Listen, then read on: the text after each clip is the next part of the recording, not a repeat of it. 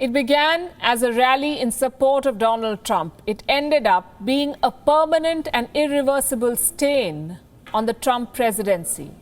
And pardon me for saying this, the storming of Capitol Hill felt like an American action movie. There was vandalism, there were guards pointing guns, politicians ducking for cover, and a mob storming the seat of power to block the selection of a new leader. But this was not a Hollywood thriller. This was genuine, real American carnage.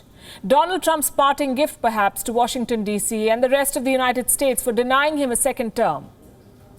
There's a lot to discuss and debate, but the question is, how exactly did this carnage unfold? How did a Save America rally turn into a strike on American democracy? Here is the timeline of events. This was a fraudulent election.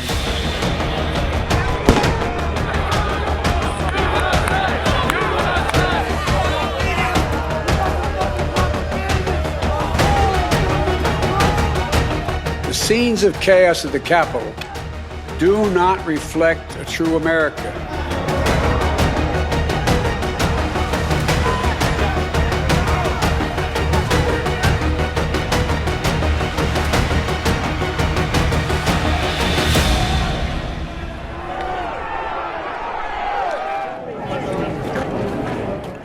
"9 a.m., Washington, D.C. Trump supporters begin to gather at the Ellipse, a 52-acre park south of the White House. They're responding to this tweet by the US president, a tweet asking them to be there and be wild. So far, the wildness is limited only to costumes. I need you, Mr. President Trump, running this country for more years. 11:50 a.m., the gathering has run into thousands. The sentiments are running high. This is when an announcement is made. Please welcome the 45th President of the United States of America. Donald Trump arrives and makes this declaration. We will never concede. It doesn't happen. You don't concede when there's theft involved. This is followed by a promise. Trump tells his supporters he'll march with them all the way to the Capitol. After this, we're going to walk down, and I'll be there with you. We're going to walk down. We're going to walk down anyone you want, but I think right here we're going to walk down to the Capitol. Jesus loves you guys! As the rally ends, his supporters take him up on his claim and march to the Capitol as Trump withdraws to the White House. Meanwhile, Congress members are making their way inside the Capitol building. Little do they know what's about to follow.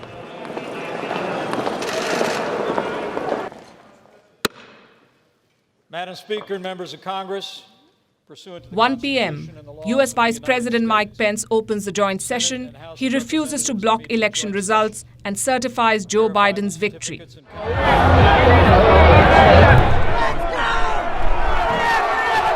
Outside the Capitol, a scuffle begins between Trump supporters and the police.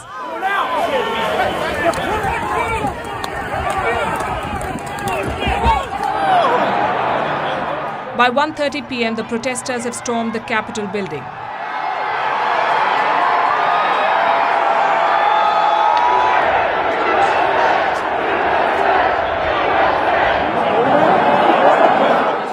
Some scale the walls.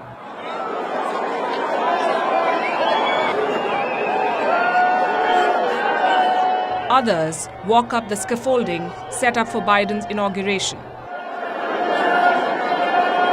They break through the security and enter the Capitol building.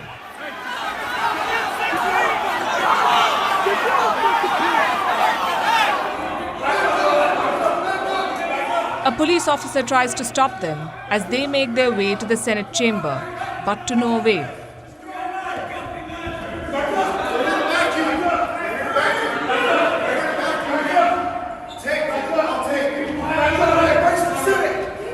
Second floor! 1:45 p.m. Visuals emerge of police officers on the floor of the House with their guns drawn. Members of the Senate and the House of Representatives are evacuated. Both chambers suspend their deliberations. What's your message tonight, Senator Schumer, to the country? 2 p.m. The protesters have taken over the Capitol. They stroll through the entire building. Some pose for pictures inside House Speaker Nancy Pelosi's office. Others position themselves on the seat of the Speaker. Outside the Capitol, the numbers continue to swell. The rampage continues for close to an hour.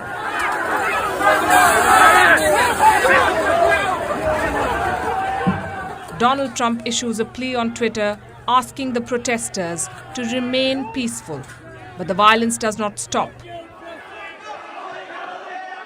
Inside the Capitol, a video emerges of police attempting to treat a woman who was accidentally shot. The woman later succumbed to wounds in a hospital. Outside the Capitol, US President-elect Joe Biden asks Donald Trump to step up and ask the protesters to stop. This is the United States of America. There's never, ever, ever, ever, ever been a thing we've tried to do that we've done it together. We've not been able to do it. So, President Trump, step up. May God bless America, and may God protect our troops and all those folks at the Capitol who are trying to preserve order. 4:30 p.m., after almost 3 hours of the siege, Donald Trump asks protesters to go home but continues to denounce the election results. This was a fraudulent election, but we can't play into the hands of these people. We have to have peace. So go home. We love you. You're very special. You've seen what happens. You see the way others are treated that are so bad and so evil. I know how you feel. But go home and go home in peace. As the temperature drops, the crowd outside the Capitol begins to dissipate. By dusk, only a few hundred remain. Security forces announce the Capitol building is now secure. The House chambers are clean for the members to return to the joint session. By the end of the day, it's announced that 4 people died in the Capitol siege. Donald Trump, who promised to march with the protesters, never showed up. Bureau Report, WION, World is One. WION is now available in your country. Download the app now and get all the news on the move.